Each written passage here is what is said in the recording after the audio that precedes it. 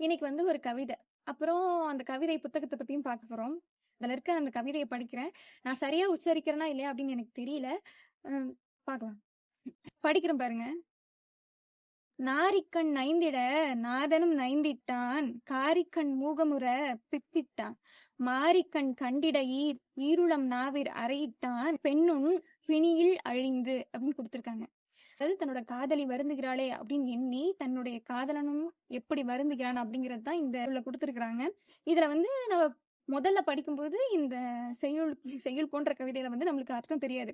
நாய்க்கண் நைந்திட நாதன் என்னடா நம்மளுக்கு புரியலையே அப்படின்னு தோணும். ஆனா நம்மளுக்கு புத்தகத்துல கொடுத்துருக்க மாதிரி சொற்பொருள் அப்புறமேட்டுக்கு பொருள் அப்படிங்கறதெல்லாம் தனியா கொடுத்துருக்காங்க. அதாவது நைதல் அப்படின்னா வருந்துதல், நாரி அப்படின்னா பெண், காரி அப்படின்னா கருமை அப்படின்னு ஒவ்வொரு வார்த்தைக்கான அர்த்தத்தை நம்ம குழம்பக்கூடாதுன்னு நமக்கு வந்து புத்தகத்துல குடுக்குற மாதிரி அழகா குடுத்துட்டாங்க. அது மனப்பாட செயல் குடுத்துருப்பாங்கல்ல, அந்த செயல் மாதிரி 4 வரிகள்ல அதாவது அந்த கவிதைய குடுத்துட்டாங்க. அதுக்கான சொற்பொருள கீழ குடுத்துட்டாங்க. அதுக்கு கீழ பொருளையும் வந்து தெளிவா குடுத்துட்டாங்க. யாரும் குழம்ப வேணாம் அப்படின்னு.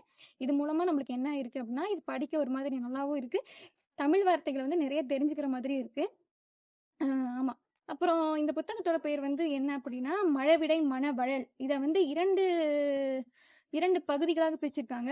அகவழல், புறவழல் அப்படின்னு. அகவழல் அப்படின்னா, அவளுக்கான ஒரு கவிதை தொகுப்பு. அதாவது அ அந்த பெண்ணிற்காக எழுதிய அந்த கவிதை தொகுப்புலாம் செய்யுள் போன்ற வடிவுல வந்து ஒரு ஒரு பகுதியா குடுத்துருக்காங்க. புறவழல் அப்படிங்கிற பகுதியில வந்து என்ன குடுத்துருக்காங்க அப்படின்னா, பாரதியாரின் புதுக்கவிதை போல சமுதாயத்தின் மீது ஏற்படுகிற அந்த கண்ணோட்டம், அந்த ஒரு எண்ணங்கள் அதெல்லாம் வந்து பாரதியாரின் புதுக்கவிதைகள் போல குடுத்துருக்காங்க. இந்த புத்தகத்தோட பெயர் வந்து என்ன அப்டின்னா, மழவிடை மணவழல்.